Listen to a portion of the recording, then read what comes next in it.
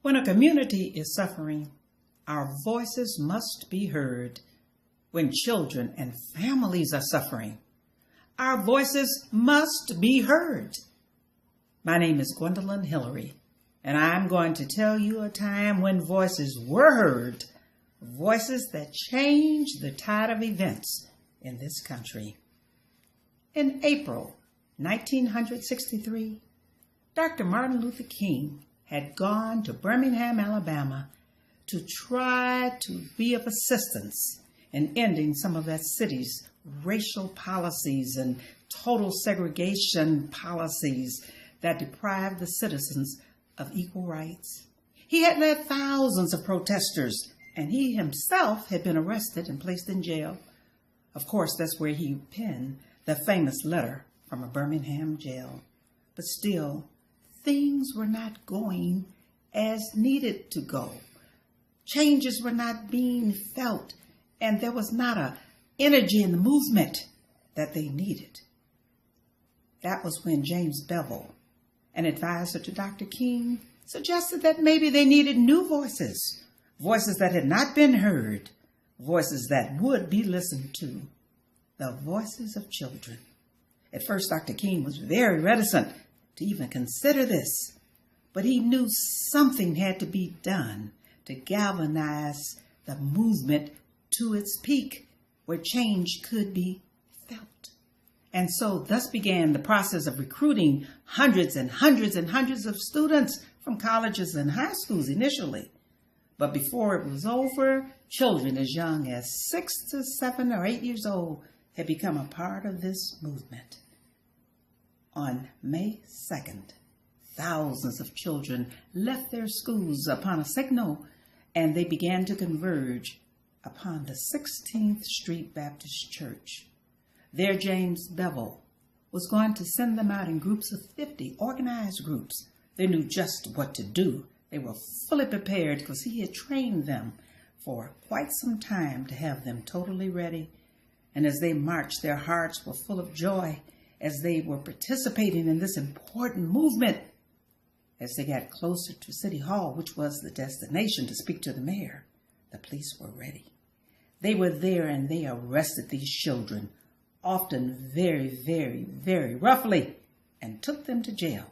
Sometimes they used paddy wagons, sometimes school buses, but they were crammed into jail cells. Dr. King came and spoke with those children and encouraged them and thanked them. But the next day, there were more reinforcements ready to continue the work. And on May 3rd, these children set out, and they too were ready and valiant in their pursuit of justice. I'm sure some of them were singing, if not out loud, in their hearts. We are soldiers in the army. We have to fight. Sometimes we have to cry. We have to hold up freedom's banner. We have to hold it up until we die. But as they got closer to Kelly Ingram Park on their march, they saw ahead of them the police. Commissioner Bull Connor was there in full force with police dogs and firemen with fire hoses and batons in the hands of the officers. These children were not deterred. They sang, "Ain't gonna let nobody turn us around, turn us around, turn us around."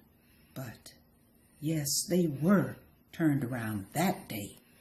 As those snarling dogs attacked, as those water hoses were turned on full force with sprays strong enough to knock the bark off of a tree, as those police arms were raised with batons and brought down upon those children's bodies, they were turned around just for that short period of time.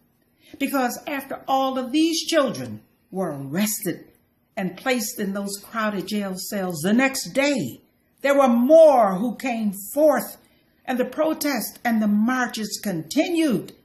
Finally, on May 5th, something had to be done. The nation had watched in horror as these things happened to these beautiful children. And so talks began. By May 10th, it was agreed that desegregation would begin in the downtown businesses, and all of the children who were still in jail were released. Do you know that shortly after this, the Board of Education, in punitive action, decided to expel all of the children who had protested in this march? Fortunately, that decision was overturned in court, so those children didn't have to face even another injustice because of their bravery. I'm so glad these children took the stand they took. We today must still take stands. We must not be turned around. We must continue to fight for justice and freedom until everyone in this nation and in the world has equal and due rights. Ain't gonna let nobody turn us around.